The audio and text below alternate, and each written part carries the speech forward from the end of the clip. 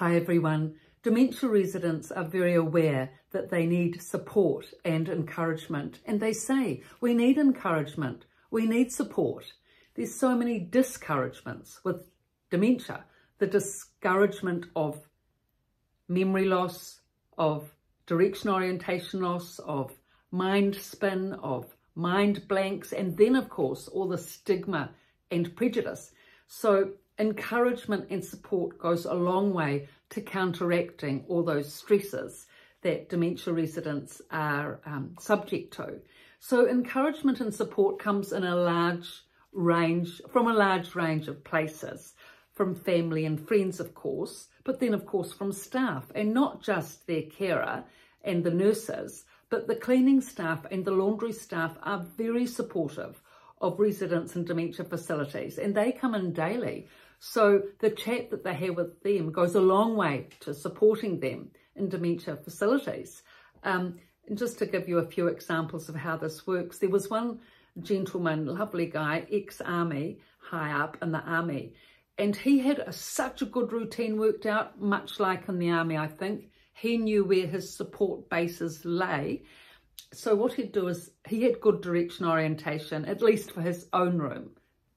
And that's a big help. So after breakfast, he'd go straight to his room, which, by the way, a lot of residents haven't the capacity to do because they haven't got the direction orientation to go to their room after breakfast, and mostly they're just put in the lounge by staff after breakfast in the TV lounge. So they don't get to go to their room. That's why it's important that they know the way and can initiate it if they want to rest, you know, after breakfast, because it's a long day otherwise.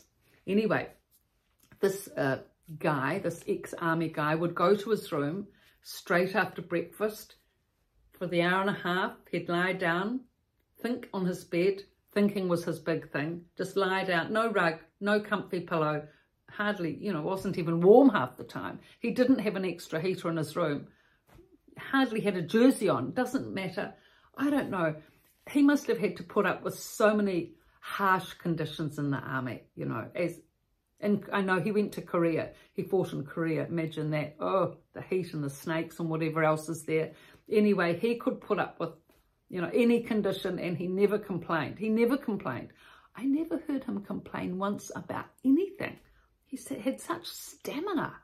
Heavens, but he used to help the ladies enormously. Anyway, he'd lie on his bed thinking for that hour and a half, and the support he got was that all the as he used to say, the lovely ladies would come in, the cleaning ladies and the laundry ladies. Yeah, they used to love him.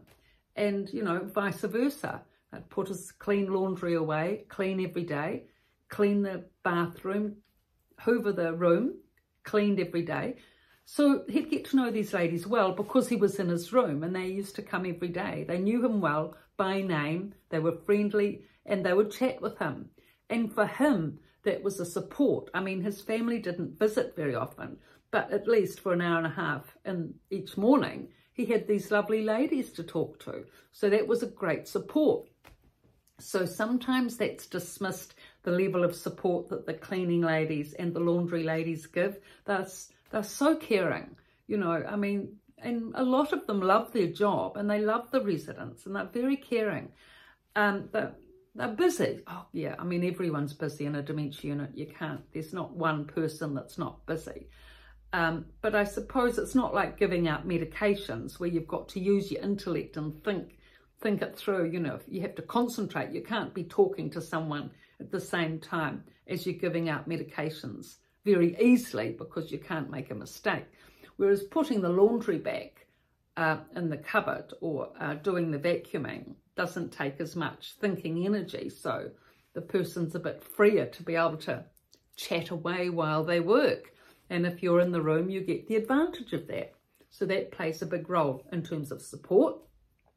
Another example of support is there was this one guy, the ex-detective, and he was very aware of his confused thinking. He was very aware of that and that he could make poor quality decisions.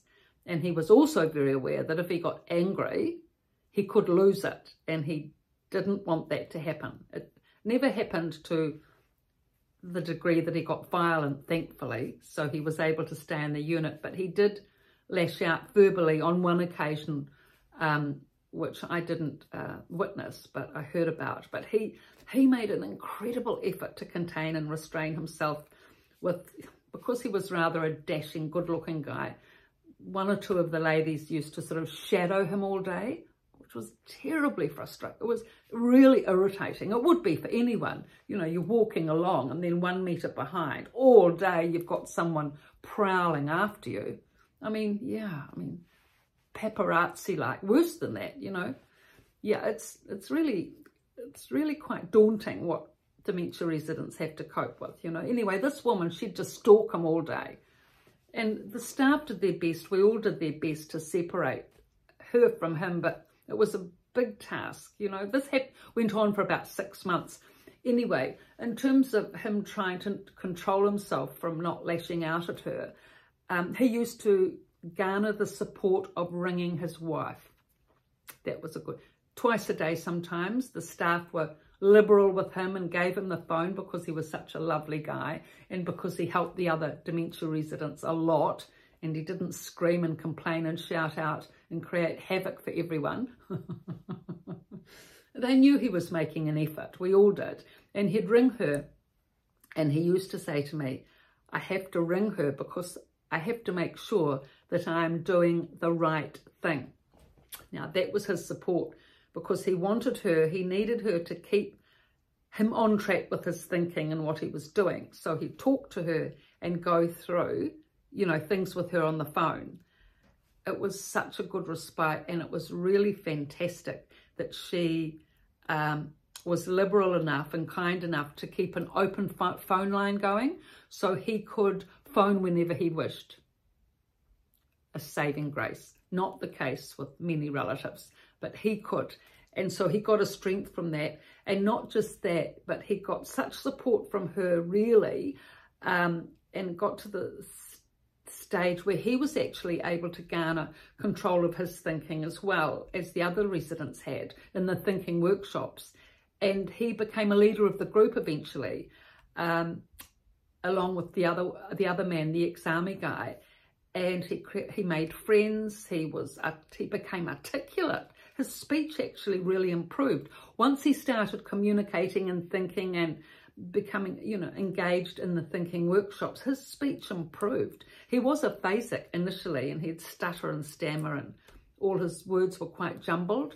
But with practice, in his communication skills with the group and with the other people, he improved, and the group accepted him as a leader of the group, because he was articulate when he was on a roll, and he could speak to the group. You know, he could stand up and actually deliver like not a sermon but a soliloquy practically.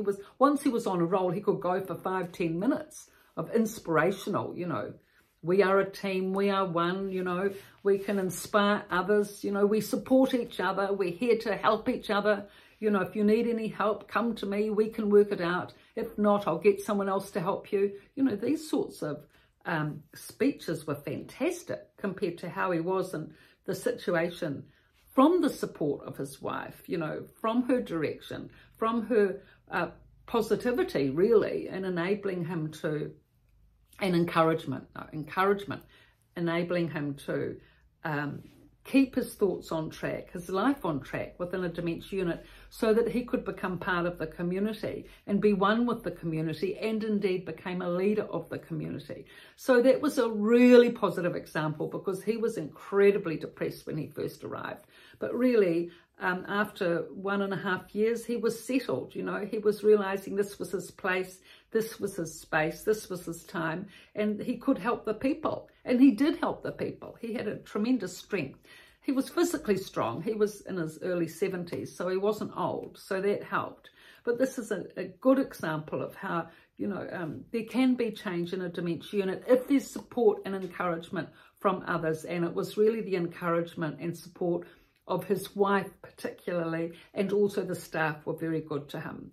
And then, of course, from the support he received, he was able to give the support to others. So I've written these 2 books, The Resident's Voice, The Resident's Rise, Thank you for your support and light.